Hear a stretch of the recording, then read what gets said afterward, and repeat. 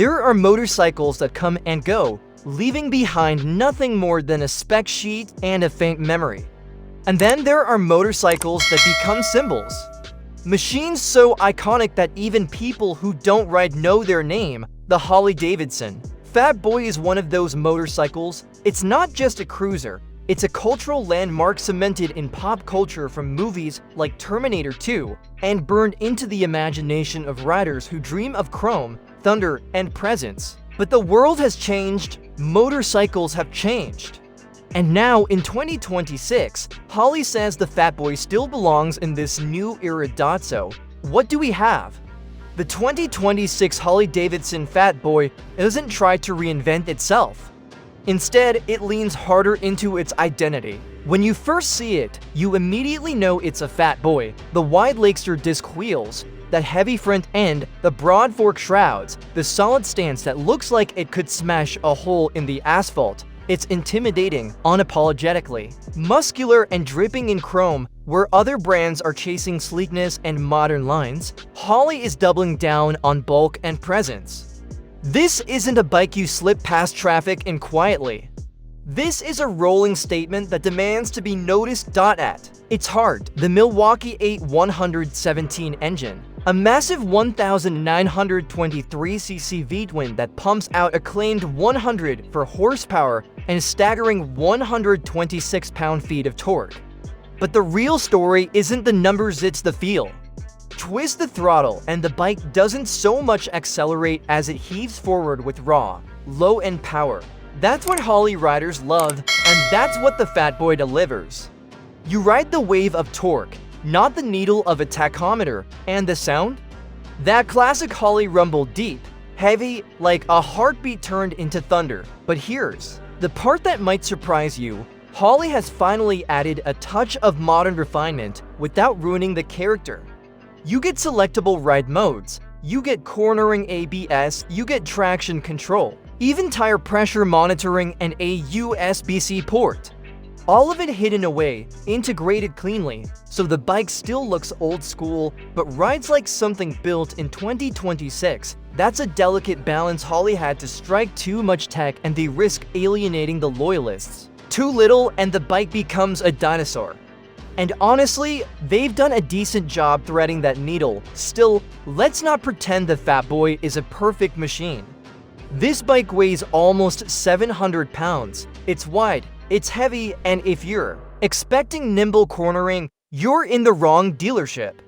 The rake angle means slow-speed maneuvers take muscle. Parking lots feel more like wrestling practice than a Sunday cruise. And on twisty mountain roads, you'll scrape pegs sooner than you'd like. The Fat Boy is happiest in straight lines and sweeping curves. That's its world: rolling highways, long boulevards, endless open roads. Put it in its element and it feels like a king. Take it out of its comfort zone, and suddenly you realize just how much bike you're hauling around. Comfort, that depends. The seat is plush, the ergonomics are classic cruiser, and the bike has that relaxed, commanding riding position. But wind protection, virtually none unless you start bolting on aftermarket shields. Long-distance touring? You'll need saddlebags. You'll need accessories because the Fat Boy isn't a tourer out of the box, it's a stripped-down heavyweight cruiser. And while that's part of its identity, it also means practicality takes a back seat. Now let's talk price. Harley hasn't been shy about charging premium money for its bikes, and the Fat Boy is no exception.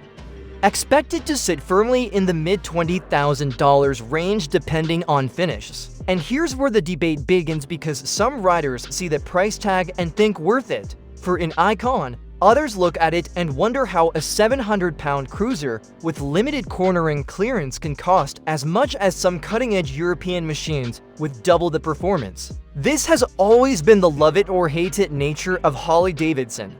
You're not buying numbers on a spec sheet, you're buying heritage, presence, and feel.